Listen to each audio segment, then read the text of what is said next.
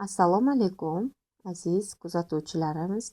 Bugun siz bilan 7-sinf adabiyot darsligida berilgan Ernest Seton Thompsonning Lobo hikoyasi bilan tanishamiz. Avvalambor muallif bilan tanishib olsak.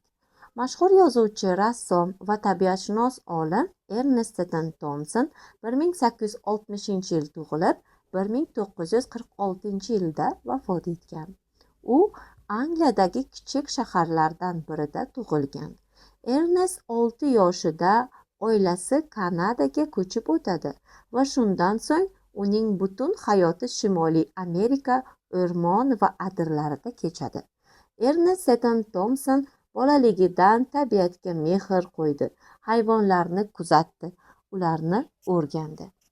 Keyinchalik tabiat va hayvonlar haqida yozgan badiiy va ilmiy asarlari, ularga chizgan rasmlari unga shuhrat keltirdi. U asos solgan Amerika skautlari dasturi bolalar va o'smirlarni tabiat bilan tanishtirishga katta hissa qo'shdi. Asarni o'qishga tayyorlanamiz. Siz bilan Ernest Seton Thompson qalamiga mansub Lobo hikoyasini o'qiymiz. Unda bo'rilar to'dasi sardorining hayoti haqida hikoya qilinadi. Demak, savol berilgan. Bo'rilar haqidagi qanday asarlarni o'qigansiz yoki tomosha qilgansiz? Bu asarlarda bo'rilar qanday tasvirlangan? Ana endi 31-betda bolalar ensiklopediyasidan olingan ma'lumotni o'qib chiqing. Bo'ri zararlimi yoki foydalimi? Aslida bunday savol berish noto'g'ri, chunki ko'pgina hayvonlar bir vaqtning o'zida ham foydali, ham zararli bo'lishi mumkin. Uy hayvonlarga hujum qiladigan bo'ri odamlarga ziyon yetkazadi. Xuddi mana shu bo'ri o'rmonda yoki tundrada ko'pincha nimjon, kasalmand hayvonlarga hujum qiladi. Chunki bunday hayvonlarni tutib olish osonda.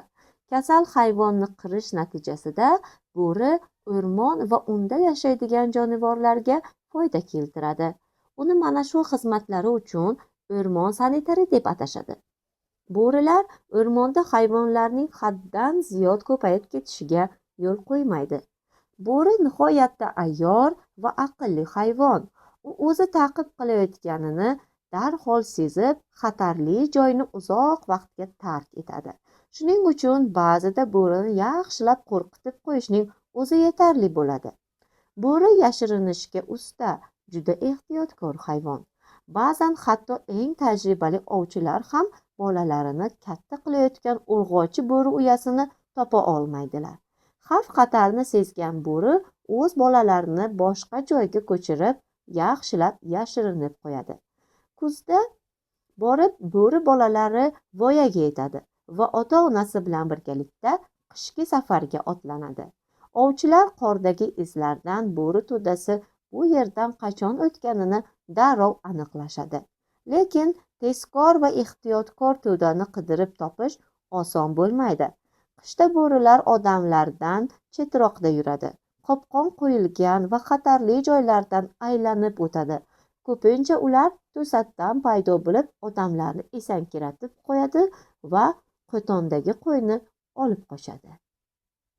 Demak, bu bolalar ensiklopediyasi haqidagi kitobda olingan ma'lumot edi.